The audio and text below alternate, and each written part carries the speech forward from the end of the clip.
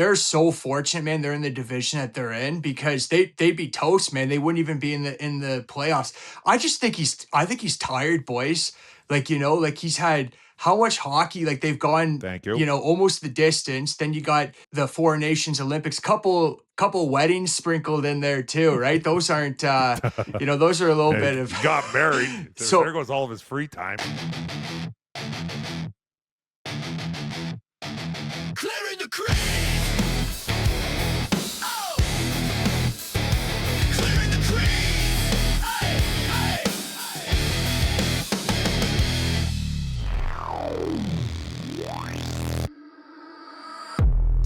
Welcome to the Clearing the Crease podcast, powered by Ozoon.net. He is the Calder Trophy winner, Andrew Raycroft, the Razor, the Cup winner, Mike Commodore, and then I'm the guy who never won any of those. I'm just Sabalski hanging out. Don't forget, everybody, if you're enjoying the show and enjoying all the content and you're liking the podcast and all the add-ons on social, be sure to like and subscribe. Mash that subscribe button if you're on YouTube, because we've hit well over 10,000. So thank you. Thank you, everybody who continue to find us. Leave a 5-star review on Apple or Spotify. And if you're following along, whether you're subscribed on YouTube or on Instagram, X, TikTok, or wherever else you are tuning in from, the Clearing the Crease podcast, powered by Ozoon.net. Don't forget that the road to the Stanley Cup is open. The clearest route to winning big is to play on Ozoon.net.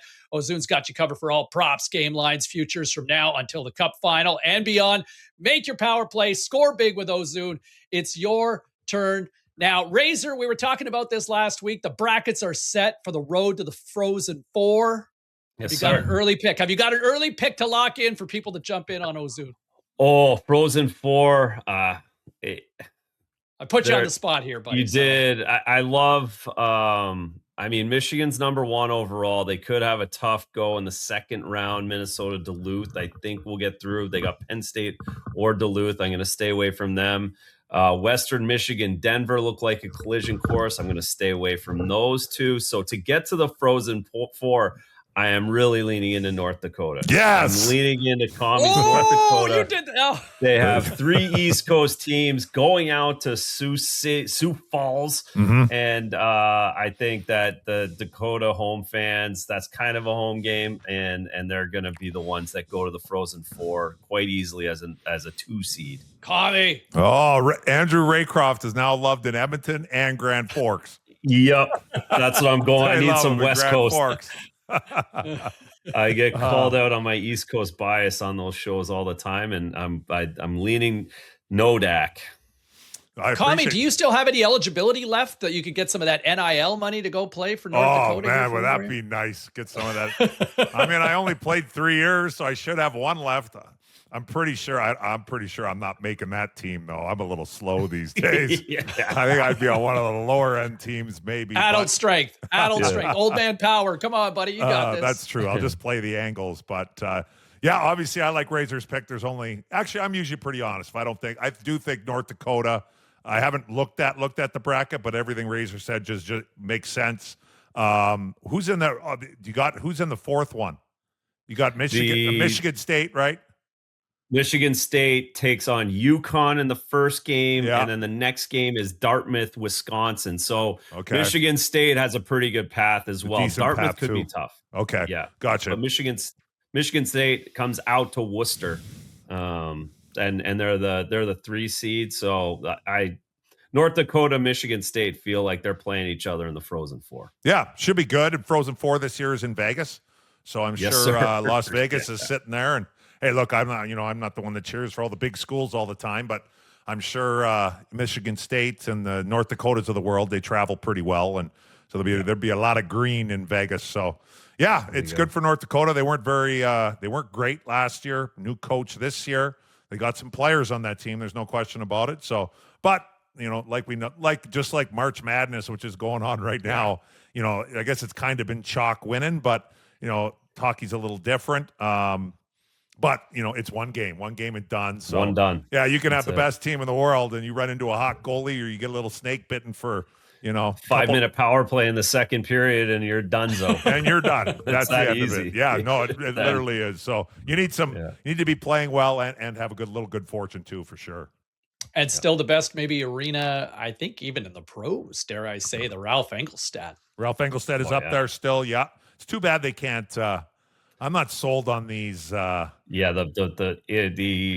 alternate sites. The alternate They site need to things. go. Yeah, They need to go on campus. Let the kids rock. Yeah, I've seen some clips of some coaches where like it's brutal and like I don't get like I understand like what happened to me my first year. We were the top seed and we had to go to Michigan and play Michigan at Yost Arena. We played them in a home game and we lost in overtime. Like that shouldn't be happening. But like let's say, North Dakota's the number 2 seed.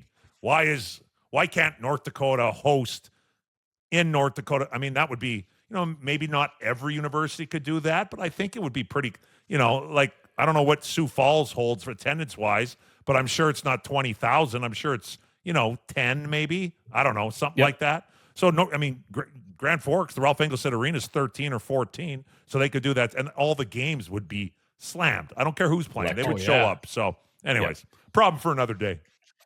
Not everything needs to be neutral site. Yeah, come on. No, yeah, right? I'm kidding. Yeah, you're the higher a little seed. Home ice advantage. Yeah, what the hell? For, right? That's right. What the hell? Apparently, they do that in the pros. Like you have home ice advantage. Well, they do right? football now. They do it. It should be a thing. Yeah. I'm with you. Okay, let's before we get to the news, let's this kind of bleeds right into our Clearing the Crease Saturday night special. We were oh so close once again. So we picked 3 Kings. Jesus, I'm never doing it again. A couple weeks in a row, those Kings screwed us. Yep. That felt a little risky, that one, but hey, no, you know what? I appreciated the boldness on your part there, Razor. So here we go. Let's pick a winner. 3 winners to get you loaded and locked up here for the weekend on Saturday night. What a time right now. Playoff races everywhere in the East and the West. So Razor, I'll tell you what, you can get back on the horse here on this one. Where do you want to start on Saturday night? Well, we just talked chalk. I'm going Carolina Hurricanes. Commies Hurricanes against the New Jersey Devils. I'm taking the Carolina Hurricanes, a 5:00 start on the road at home. Boom. Take the Hurricanes. There you go. Rock you like a hurricane. Commie. Yeah. I don't think the Kings. Well, I don't want to jinx it, so I won't say anything. But they've been pretty solid for us this year. You know what? I know there are big. There's a whole bunch of different, playoff races are tight. We're going to talk about that in a little bit. But I'm going to avoid all of that, and I'm going to go straight to the toilet bowl. We've got the Vancouver Canucks going to play the Calgary Flames. Give me my Flames in the toilet bowl, please. Oh, I love it. Vancouver sucks. I was sitting at a sports book 2 nights ago, was it? They were Vancouver was playing St. Louis, and Vancouver had. I put a little just because it was there, or there was basketball there. So I'm like, why not? What the hell? The number was pretty good for Vancouver, and through 2 periods they had 9 shots. At home against St. Louis, who. They're not setting any records this year. I'm like, oh boy, this is it's got to be tough. Should be betting on the Canucks then and there. Simulator. You knew you were going. Right then and there, you knew you were going against them next Saturday. For sure. I'm like, these guys are terrible. Don't care who they're playing. Put them in the Frozen Four. I'll take Quinnipiac or whoever. Give me Merrimack. Over the okay, Canucks. to round out. So round out the triple. I'm going to go back to Columbus again, at home to San Jose. You know what? The Jackets have been on a roll. I liked Buffalo as well, but you know what? Give me the Jackets to take care of business against the Sharks at home on Saturday. And Commie, go back to your conversation about the Canucks and how Vancouver stinking it up. How about this? So on Saturday, you had a PWHL game. The Golden Eyes were playing at noon. So you had 10,000 plus fans there in attendance for that. Then at 4:00, you had a Canucks and Blues game going on for a matinee. And then at 7:00 local time, you had the Whitecaps, the Vancouver Whitecaps playing MLS soccer, and they were in action as well. So I ran into a buddy of mine at the PWHL game on Saturday afternoon. So at lunchtime, this guy was he had tickets for all 3. Oh, wow. So he was doing this rare trifecta, triple header Vancouver. And in classic Vancouver fashion, all 3 teams lost. Oh, went 0-3. and he had all 3 jerseys ready to go. So he had his Golden Eyes jersey ready to go at lunchtime. He had in the car. His wife dropped him off downtown to Rogers Arena. He had the Canucks jersey ready to go. The old Flying V throws that on. wearing his white caps underneath, runs over. Okay, so L, and then wraps up the game with a third L. Well, at least he made it to all three. I thought you were going to say he went to the Canucks game and fell asleep and missed the rest of it. No, he made all three. Okay, and, good for him. That's fun. And the home team, and the home team, over. They had an off night. They went over all three. So there you go. There's your Saturday night special in a very convoluted. Good luck to our editing staff trying to put that one together. Yes. Okay. Hey, we're talking suspensions again here, guys. AJ Greer suspended for 3 games from the Florida Panthers for a hit on Connor Zary. A terrible look. I guess let me start with both you guys. Kami, you're a former Flame, so I feel this one's probably close enough to home for you. Does the punishment fit the crime on this one? I will say, I don't like going against my boys at the Department of Player Safety. I will say I didn't see the game. I just saw the clip. I'm fine with the suspension. I would have been fine with more. I thought it was an incredibly dirty play. When I saw it, I'm like, did something happen here early in the game? Which shouldn't matter. You shouldn't be doing that anyways.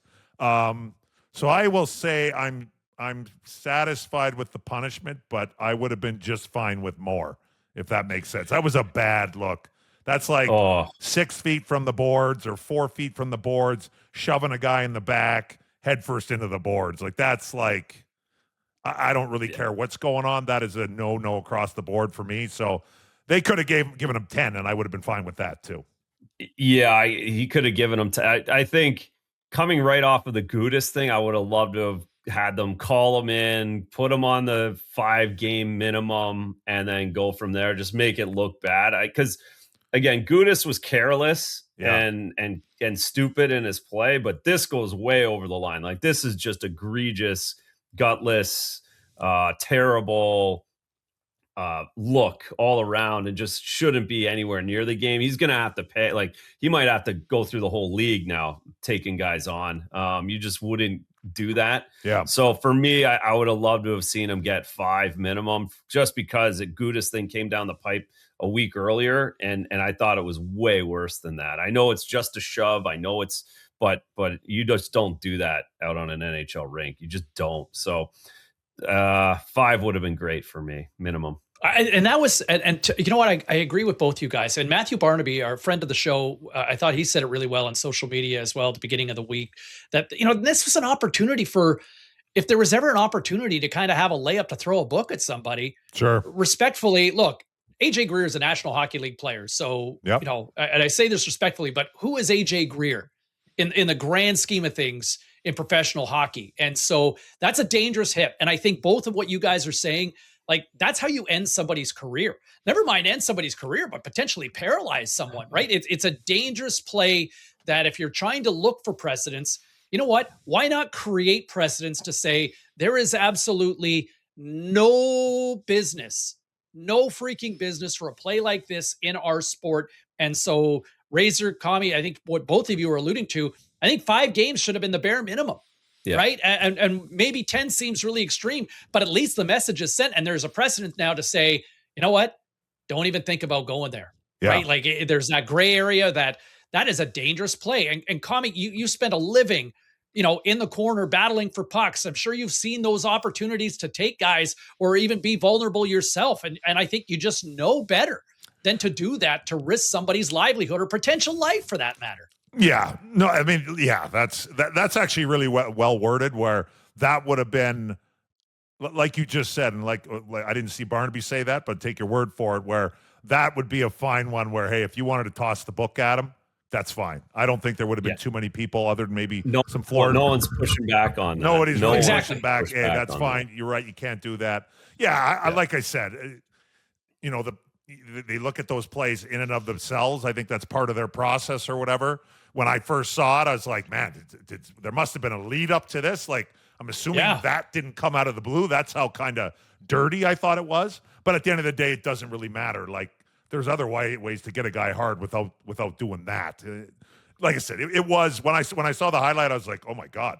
And I watched it further. Like, it was terrible. Haven't seen anything like that. No, yeah, that was bad. Anything. I don't know what that guy was thinking, if anything. Nevertheless, so 3 games and I guess people still player safety. Thankless job continues. Yeah. But sometimes, but this is one that felt like, man, if there was ever a time, like, Yeah, they could have really like freed themselves. yes, The whole of everything that happened prior, 2 weeks prior, you could have just taken them to the shed. I'm playing golf with Perfectly Ray said. on Wednesday, fellas. I'll have more information for you next week.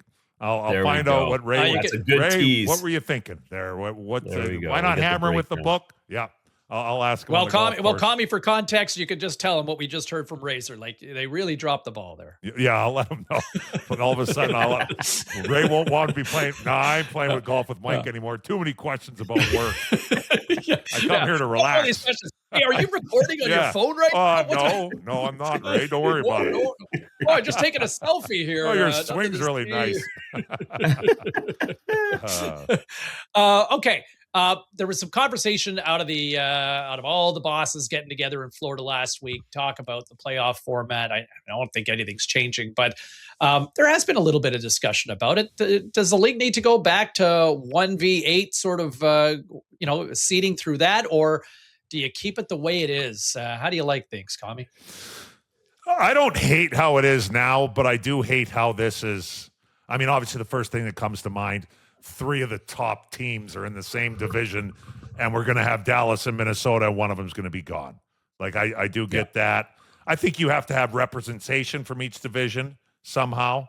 Like, although, and we're going to get into how bad with Connor McDavid's comments and everything, and he's right. But, I mean, I always liked 1 versus 8. I would be totally fine with it going back. I understand how it's really being highlighted right now, especially because of those 3 teams. And then you look across the way at the 3 teams that are going to get in out of the Pacific, and none of them would be in the playoffs in the East, like in the Eastern Conference. So I get it. I think when they did that, the idea was, and correct me if I'm wrong, Razor, Seaball, you guys would probably know a little more, but I think the idea was to create rivalries within the division. Yeah, that was exactly the reason. Yeah. So, and I get that too, but this kind of situation that's coming out, coming out this year is a little unfortunate. So I'd be fine with 1 versus 8, but I don't scream it from the mountaintops like a lot of people are. Yeah, I've been the one screaming from the mountaintops 1 through 8 prior to this year. I just think that's how the conference play goes. You 1 through 8. Now, I appreciate the league, and Gary Bettman said it this week, and maybe he didn't come right out and say it, but I read between the lines enough, and I think enough other people did, that the NHL loves the first round being very difficult. And all the eyeballs are on the first round. They're not as worried or concerned as things go along. They want the first round to be electric, whether it's rivalries, whether it's Dallas, Minnesota. Everybody is going to watch that series. They are going to get ratings galore. And when he said that the other day, that they think the National Hockey League playoffs first round is better than anything else in sports. And that all makes sense to me, why they won't go 1 through 8, because technically 1 through 8 should just give the benefit to the top seeds, and those should be 4-0 sweeps. And then you move on and build. But if you have this chaos in the first round, great teams playing each other, you're going to get more games all the way through. That's good for league revenue. If you have 5-7 game series in the first round, doing it this way rather than only 1, doing it 1 through 8, that is better for revenue. That's better for eyeballs, and that's better for the game business wise. It might not be fair every year to some teams, but when they said that it turned me a little bit off of 1 through 8, and I understand the method in their madness of having eyeballs on the first round, not necessarily the best teams playing each other in the conference finals, when in end of May, hockey night might not be on the brains of everybody. So I appreciate that outlook, and it has moved me off of 1 through 8, or it's at least moved me off of I just didn't know why they were doing it. And it's more than just the rivalry that they kind of spun to us earlier. And I'm okay with that. I got a couple of years on both you guys, but I grew up watching divisional rivalries, right? Going through, and especially as a fan, as a kid, the Smythe division, Edmonton, right? Like that was Murderers Row. They were the 3 best teams. And then you had the Norris division that was filled with cupcakes in the 1980s, right? And so whoever came out of the Norris was basically cannon fodder for whoever came out of the spike. Right. Right. Yeah, Like yeah, it was, true. whether it was Calgary finding a way to knocking off the Oilers or just Edmonton year after year after year, whoever, it was basically a 4 or 5 game series that went through the Norris, but still you had to get through your division that created those rivalries. Or look at the Adams division, right? And those classic rivalries between whether it was the Habs and the Bruins or Nordiques and the Habs, or, even the Whalers had a couple of classics, right? Or if you're a Patrick division fan, like there were some classic rivalries that were formed. And I think this is about as close as that we're getting to these divisional rivalries. I don't think they're just not long enough because you get wild card teams that kind of sneak in and so they kind of upset the apple cart, but at least you're starting to get traditional rivalries going head to head within the division. I think that's what I like about it. And that was the mission, I think, to begin with. And to that point as well, do we ever talk about Calgary, Edmonton being in the first round or the conference finals? Would it, like, they're great series. We think of those 80s as great series, great rounds. Didn't matter if they got beat out the first round or the second round. Razor, even the Jets, some of those teams. No, the Jets were the third best team. Yeah. The Jets were always the third best team in the Western Conference at that time. They were better than everybody in the North, and they couldn't get through because they always had to go up against the juggernauts in Alberta. And I guess in history, as we go through, it doesn't really matter whether it's the first or last. I would like I guess fairness is 1 through 8, but the idea that we're getting great hockey right out of the gates when everybody's watching playoffs, it I guess in the end it doesn't matter as much. And to Kami's point, it probably isn't worth yelling at the clouds about. Can we lift up the curtain and would we all admit that, after the first round, we all tend to check out a little bit 100%, of the team? Right? Conference finals. Conference final, It's a good point. It's hard to watch. It's hard to watch when it's light out at 9:00 and I can play golf. And so there you go. Yeah. If your given ish meter isn't all that high on who's in the conference finals of those final 4 teams, chances are you'll catch the game on Saturday night, but Wednesday night you might not stay up for it. Nope. Or I'm out. Yeah. It's softball season for the kids. And so you're out at the games or you're golfing or it's patio time or, you're out at the beach. Yeah. I mean, I think we're all guilty. I think we all admit that, the conference finals better be engaging as hell or you're losing us. So that first round is everything. And so, I think in terms of what the commissioner says, one of the rare times that you can find 2 former players actually agreeing with NHL Commissioner Gary Bettman. You heard it here first. I want my year back. I want my money. You want your year back. I want my salary rolled up that 33% I lost. Exactly. It was like 10 well, grand. Wasn't that, in fairness, I think that was Bob who had suggested that 25%. Wow, whatever. Back, right? Blame the Gone but not league. forgotten, clearly, Mr. Goodnow. Okay. Let me ask you this. I mean, speaking of the playoff race, it is absolutely madness right now. How about this? As of we record this on Monday, you got 2 points separating 6 teams in the East, and 5 are separated by just 1 measly point. And that we're not even including Ottawa, Philly, the Caps, who are all like 4 to 6 points out right now. But I throw this at you. Which team makes you nervous to get squeezed here on this one? Which team is getting squeezed here, Razor? I kind of lean the Islanders still. They got in Detroit. Like, it's just, I feel like the Islanders are the one that they have a Metro Division problem and a wild card problem in that the Atlantic teams are right there. Ottawa's on its way up. You've got Detroit and Boston there and Montreal. And then you still have to deal with Columbus and Pittsburgh. So I feel like the Islanders are the one that will be looking outside in when this is all done. Kami? I was going to say Columbus, but I think I might go Pittsburgh. They've had a really good year, unexpected. There's a lot of teams that have, like, what most people thought were going to be playoff teams to which ones are actually playoff teams. There's been a pretty big, like, a huge kind of switch as of right now anyways. So I'm a little concerned that maybe the Penguins run out of gas and kind of it doesn't end great for them, which in all things has been a really good season for them. I think everybody, would love to see Crosby back in the mix. We like seeing him in the playoffs. He looks like he can play forever, but he's not going to. Sooner or later it is going to come to an end whenever he chooses. So we'd like to get him in there, and I would hate to see that after such a good year for the Penguins in general, them kind of fall out at the end.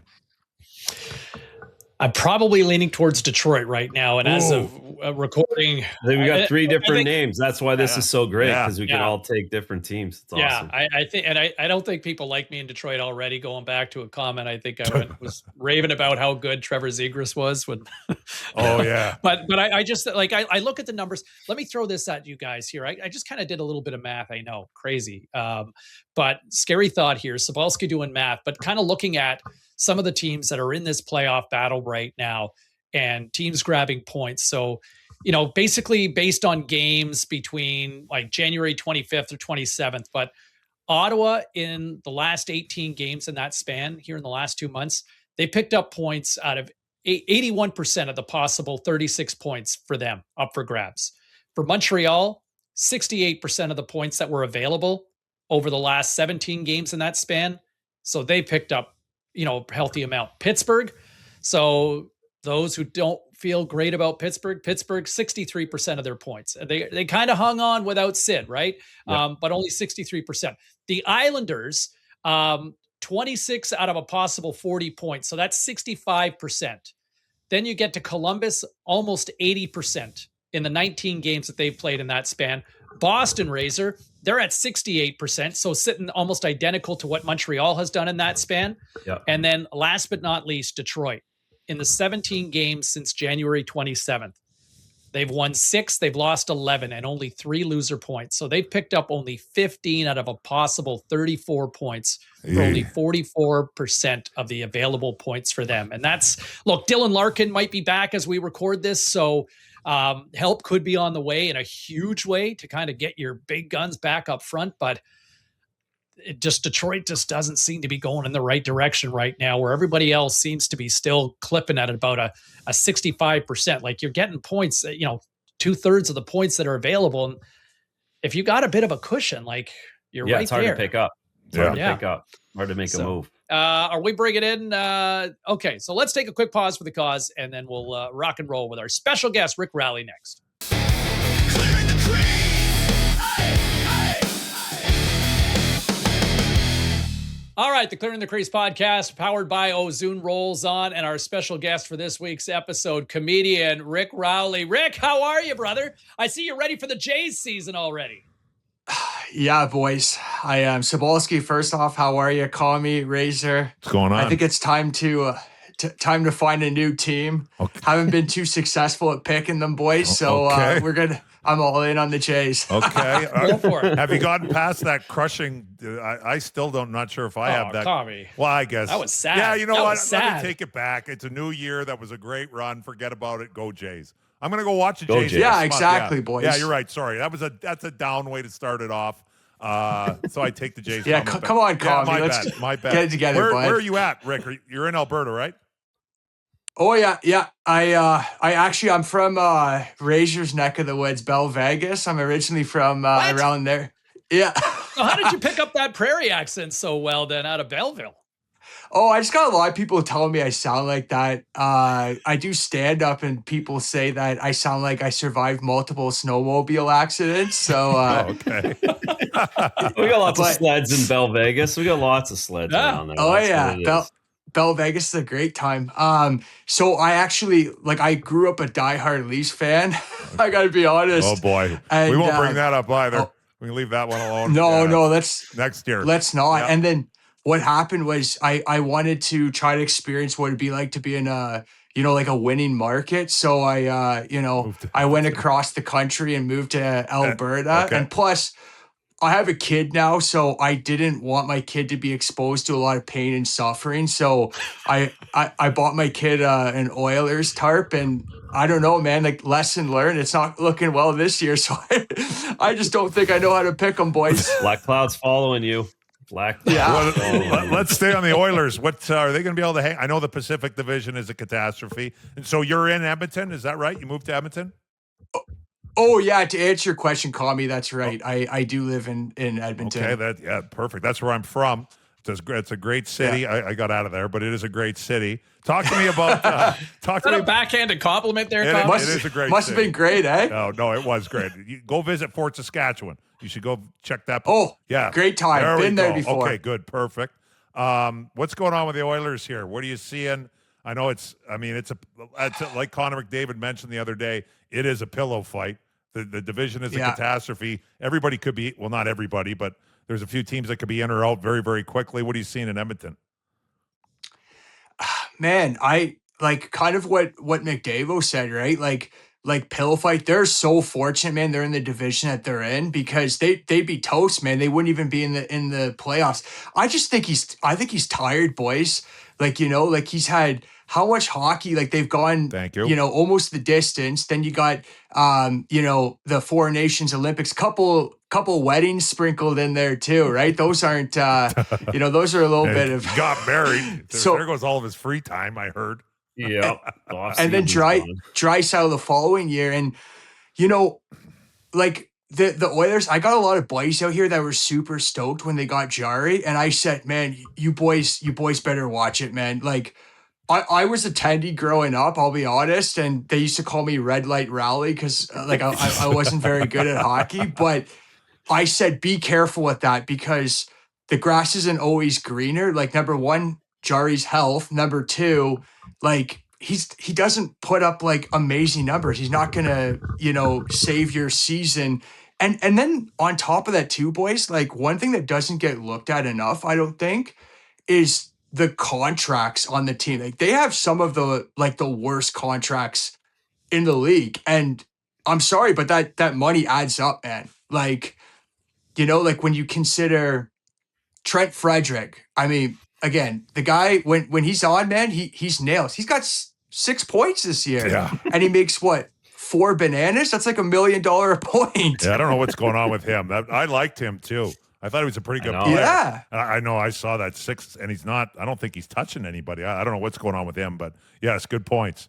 And it's not easy. Yeah, it's not easy being a goaltender in Edmonton. And Stuart Skinner went to Pittsburgh, and he looks like Tom Barrasso from back in the day. But that's just it, boys. Is like, well, Razor, you know what it's like, attending in a pressure cooker, right? But oh boy, it's. No, I actually had your back, man, when that stuff was going on. But I'm telling you, boys, it's like I don't know what it is with this team, but it's just and Freddie for bananas, right? You got Darnell Nurse, and man, he eats minutes. Like I'm not gonna knock the guy. Like he gets ripped on here, but he's probably overpaid by what on a contending team, probably about three bananas at least.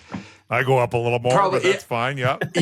Well, I'm being kind of generous being there, nice. right? You live in Edmonton, so that's nice. Yeah. Yeah. And then McDavid signs that ticket, right? Does the boys a solid. And then they go out and they spend seven bananas on Wallman. And don't get me wrong, like Wallman, like on the Leafs, like they could use a puck mover, but he's not worth 7. Call me, you're a D man. You like is that seven sheets right there, Jake Wallman? Well, I know for sure Nurse isn't 9.25. I can tell you that right now. I knew you were getting him. No, there. but if he's on the open market, is he maybe at least a 7 on an open market? Who? Darnell? I'll give that. Like I'll maybe give Chicago. Darnell this. From the games that I've watched, Darnell, I'll give credit where credit is due. Ever since I came up with that drinking game that only lasted 1 game about him Zamboni and sliding all over the ice, and every time he touches the ice, he got to take a shot. I don't know if you read the tweet, but he stopped doing it, and he stays on his feet. I will say, from what I have seen this year, Darnell has been better. I will say that. Yeah. Before this year, I thought I wouldn't pay that guy $2 million a year to play. This year, I think he's been significantly better. But when you bring in the contract, like now, in fairness to him as well, look, you got Cale Makar making 9.25. Nobody's Cale Makar, so he's not going to be able to live up to that. I will give Darnell his props. I do think he's been better this year. I'll be nice and say, like, he's 5 to 6. That's the highest. That's double what I usually say. No, for sure, call me. But would you not agree that all that money, like, it adds up, man? Right? Oh, yeah. Like, it does, with all those overpayments, like, hey, you could probably go get a tendy with that, hey? Like, but yeah. At the end of the day, they have the same problems, right? They got rid of a goalie that they basically ran out of town, who's now on fire. They took a chance on somebody who wasn't a year before. You could have picked them up on waivers. Yep. Yeah. So he gets AHL. So you're reaching here and you're crossing your fingers and hoping, and at the end of the day, it almost looks like they're basically in the same spot. where they're on Yeah, fire and up the front, fellas- and then the goaltending.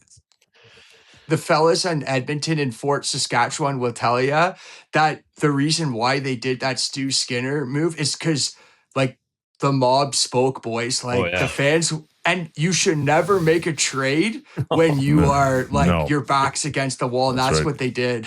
You get some of those Rick- aggressive riggers, though. They get them on fire. They start beating your door down. You start making Oh, moves, yeah. panicking, trade. Oh, yeah. Rick, let me ask you this, Rick. As a comedian, better line over the weekend: Connor McDavid calling the Pacific Division race a pillow fight, or Senators fans chanting to the Leafs in Ottawa last weekend, "You need Marner." Oh, they did. I didn't. Boys, know I don't that. like any of those. That's pretty Well, first funny. off, That is that- funny.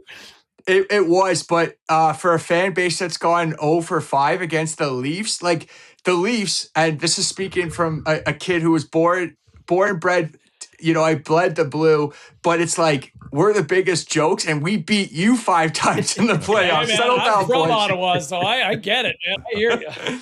It's like settle down, but I would say like Davo's comments, like honestly, man, and especially when he was giving Coop props, like Knobloch, man, what does he do? Like he doesn't, he's so motionless. Like I don't think when they get their asses kicked against like the Cats in Tampa, like he's not saying anything. Like how late can you fire a coach like in the season if you're going to the playoffs? I think you can do whatever you want. Lou Lamoriello used to do that all the time. Devils did it. The Devils did it right before the playoffs. yeah. One year, they won it with Larry Robinson. You could do that at any time, Rick, whenever you want. Yeah, maybe that's the answer out there. Gas the coach. Yeah, right and maybe interim coach should be McJesus, and he just basically works the bench when he's not like walking on water, boys. Yeah, Reggie Dunlop. But do you not think, guys, all three of like all of us together, like, is it not easier for Coop to be Coop in Tampa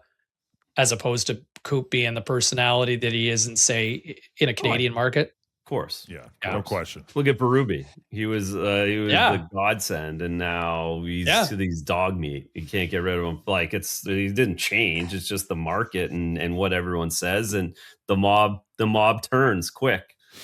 Yeah, I don't know. I was just down in Brazil, just quickly, I gotta say, and I went to go watch a soccer game down there. And one thing I'll say, man, is I'll give the soccer fans credit. Like they're a passionate bunch. They boo their own players. They boo their own tendy every time. I guess they're not called tendy in soccer, but every time he touched the ball, their whole team was booing them, and not one of them requested a trade after. Good point. So that's a good point. I kind of respect that a little bit, but you're right about the mob mentality. It's just tough to see, man, because I really do believe that the Oil are Canada's best shot to win the mug right now. But this year, I don't know what to think of them. Like I don't even know if they're gonna win a round. And trust me, I know that it's like to support a team that can't win a round. I'll comment on that when we got a last one for you, Rick. One, I think I think the Oilers are tired. I've been saying it all year. They played a lot of hockey in the last 3 years. Oh yeah, and I think you're asking for a lot. I mean, look at Florida a little bit this year, even though they have been very, very hurt and injured and everything. But still, give us a cup prediction, then we'll let you go, Rick. I know. You can basically go any way you want with this, pretty much. Okay, I'm gonna go Oil and the Bolts. Oh boy, that'll burn at Florida. Okay. Well, then we're really gonna be pasting round 3. I love it. That's amazing. Rowley, thanks so much for this, man. Really appreciate it. Nice to catch up. Where can people find you on social? Just follow me, Rick Rowley 3, boys. Perfect. Love it. Awesome. Looking forward to it. I feel like I got to see you in an episode of Shoresy at some point down the road here. You and TR would just make a wonderful dream team. It's a good idea. Comedy. Thanks, Rick. I've heard that. Yeah, see you, boys. All right, there he is. Comedian Rick Rowley joining us here on the Clearing the Crease podcast powered by Ozune. Okay, and of course, staying faithful. Ride or die, Razor. It's not just you riding with the Oilers. That's it. There you go. Tricky Ricky's with you as well on that one. Okay, Fan question of the week. This one coming at peak_hoops. And just a reminder, everybody, if you want to engage with the show, hit us up with a question wherever you may be on social media, on Instagram, TikTok, on X, or even on YouTube if you're watching along there. Use the hashtag AskCTC.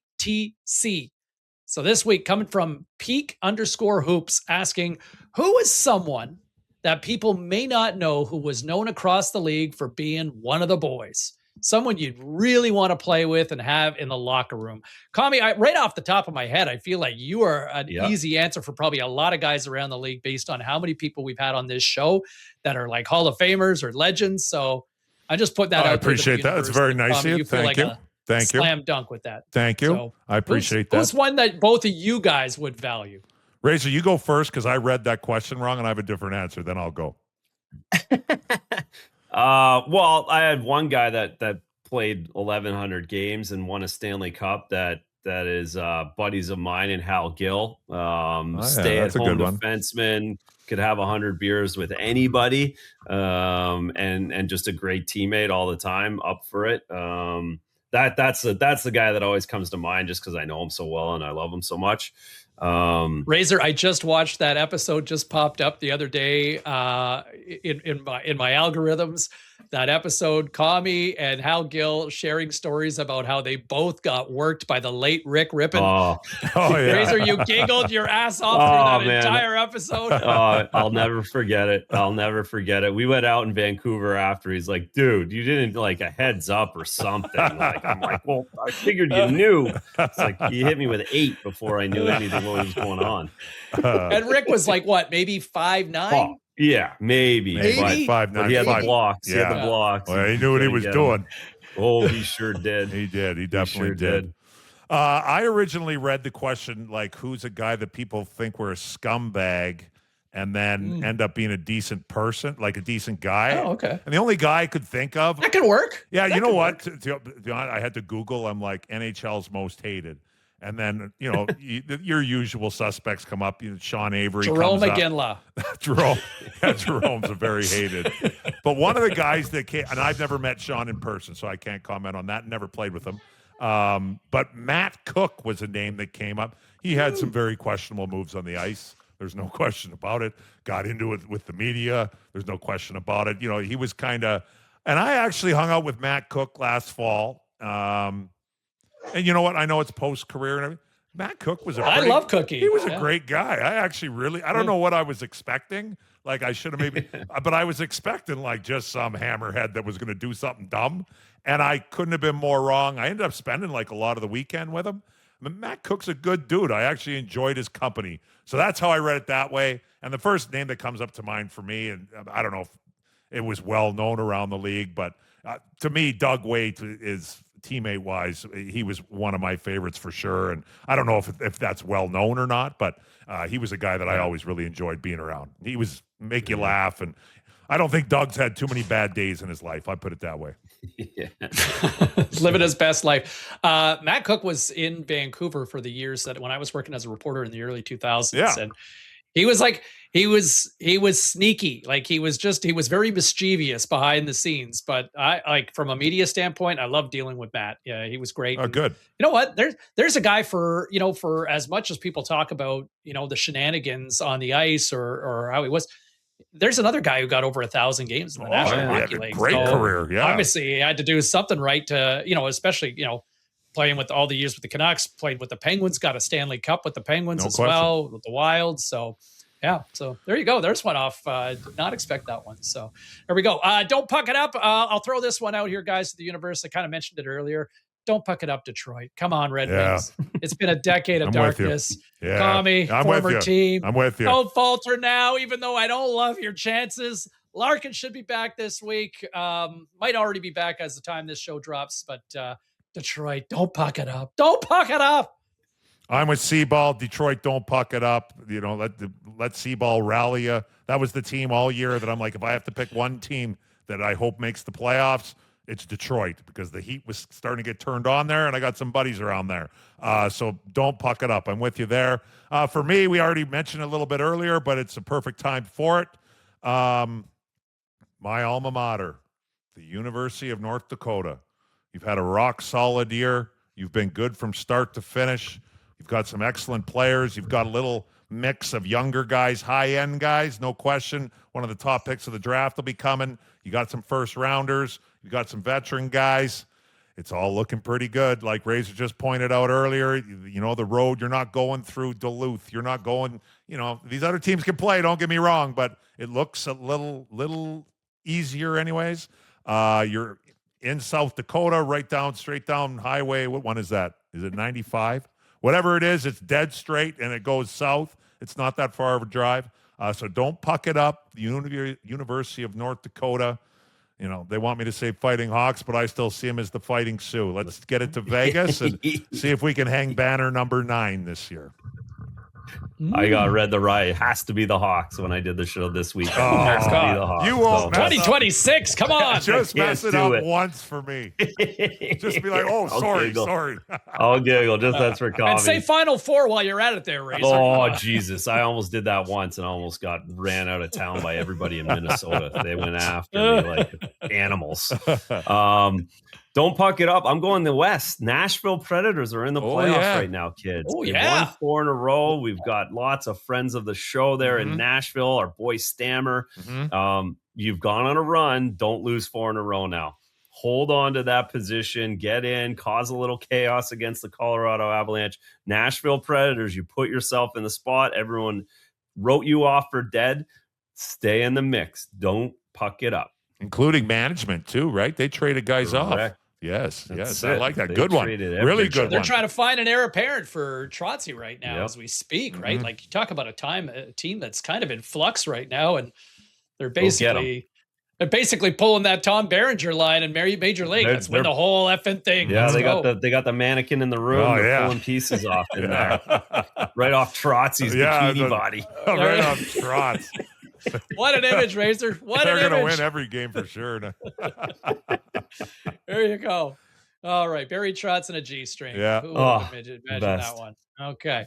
Well, on that note, don't forget to like and subscribe on YouTube for more Clearing the Crease action powered by Ozoon.net. You can follow along with Apple, Spotify, X, Instagram, TikTok, because the road to the Stanley Cup, it is wide, free, and open, as we've been talking about here. These playoff races in both the East and West are tight as anything right now.